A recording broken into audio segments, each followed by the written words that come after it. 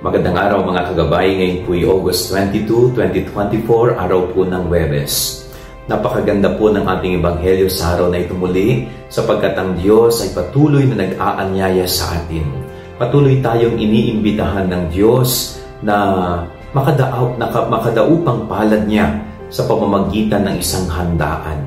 At ano po itong handaan na sinasabi ng Panginoon sa panahon natin ngayon?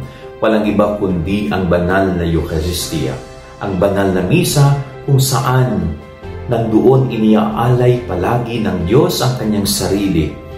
At tayong lahat inaanyayahan niya na tanggapin siya sa pamamagitan ng kanyang katawan at dugo.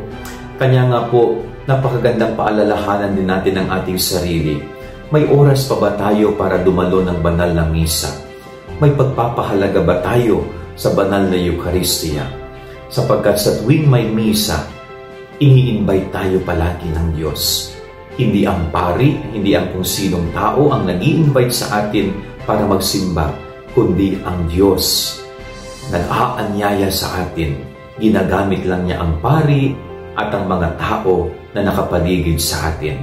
Kaya nga sana ho magkaroon tayo palagi ng oras na makapagsimba para sa ganon ay mapaunlakan natin ang paanyaya palagi ng Diyos sa atin. Yan ang ating gaway-aral ngayong maghapon. God bless po sa inyo lahat. Pagpalain kayo ng Panginoon.